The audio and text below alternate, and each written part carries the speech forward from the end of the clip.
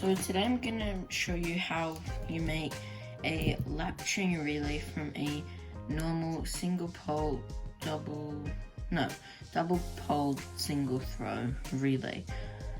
A power source, obviously a relay, and a normally open momentary button, and a normally closed momentary button if you have one of them, but I don't. So I'm just going to use this double pole, double throw. First thing you want to do is you want to get a wire for your negative. And sorry about the rain on the roof, but it's raining where I am. So you want to connect your negative to one side of your coil. Then you want to get your positive. I won't connect that to the battery yet, but you want to connect it to one side of your normally closed switch. Then you want to get another one and connect it to the other side of your normally closed switch. And then connect that. You can then connect the normally closed switch to the normally open switch. And then from the normally open switch, go to your coil, which is that one.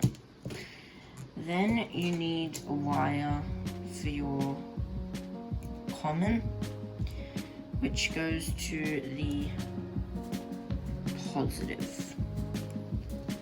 Then you need another wire that goes from normally open on your relay to the side, the positive of your coil. So then I'll show you how it works. I'm gonna flick the switch up so that these are connected.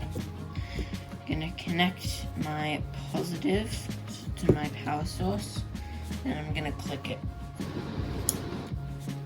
So, not sure if you can hear that from the rain. If you can't, I'll make it louder, but you can hear it stays on. It hasn't clicked off. So for reference, if I can find a relay, I'll show you what a normal one sounds like. This is what a normal relay sounds like. You give it power, it clicks, and then when you release power, it unclicks. So what that is you're energizing the coil, right here, this thing, and you're moving this bar from normally closed, which is 87A, to normally open, which is 87. So,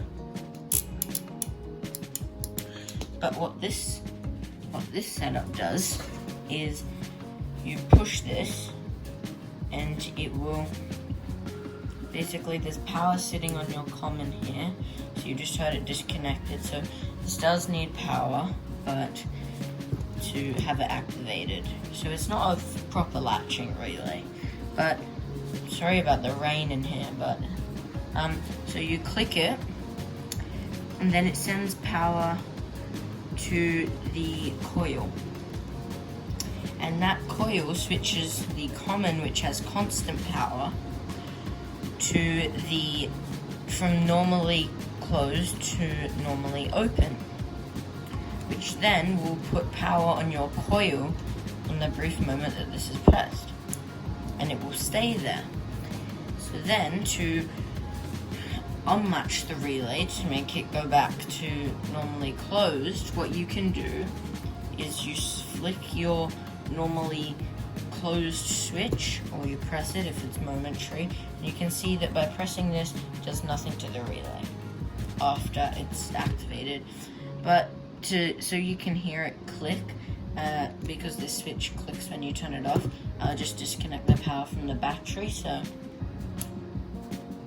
you heard it turn off. So if I reconnect this, then press this, you can hear it will turn on.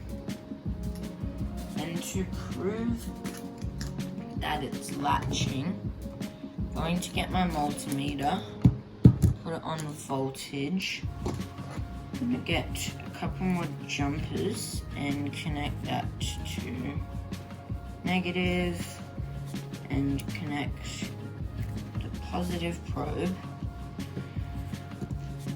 to to the normally closed, or normally open. So what happens is, I'll just show you.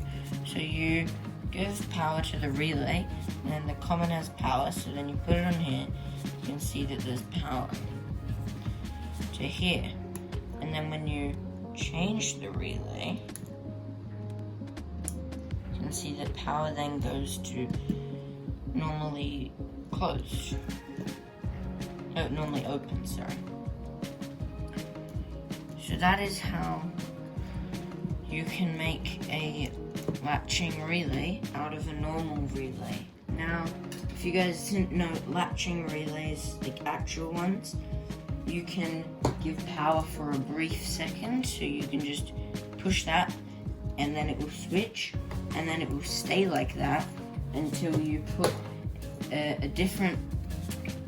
until you put voltage on a different coil, which will go from here to here. So say that you have a latching relay and you give power to one of its coils. It's going to go from normally closed to normally open. Then you disconnect the power.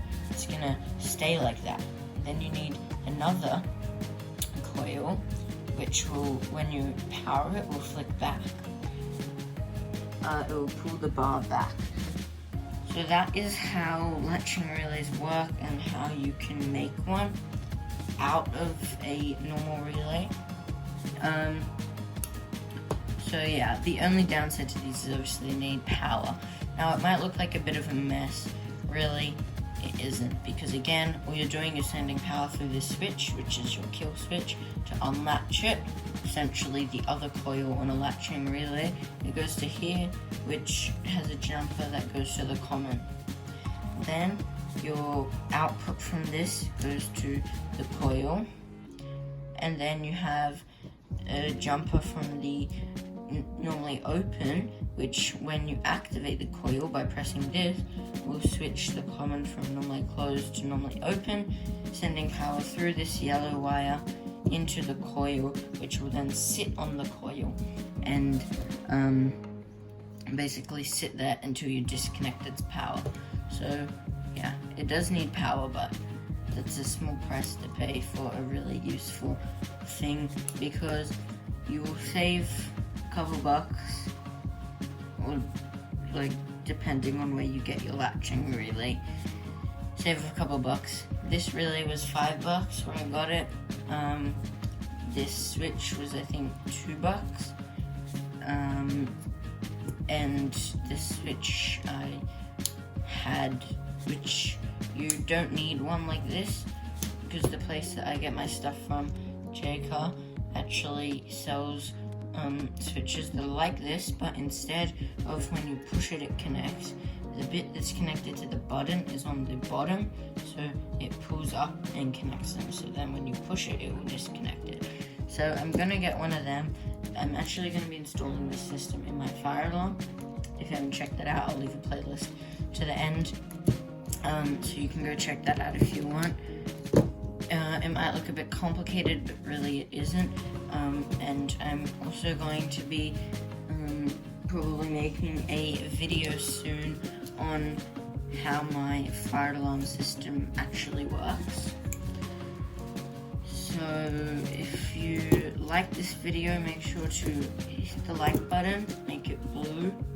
And then also, if you like this sort of stuff, you can subscribe if you want, and turn on post notifications so that you get notified every time I upload a new video like this.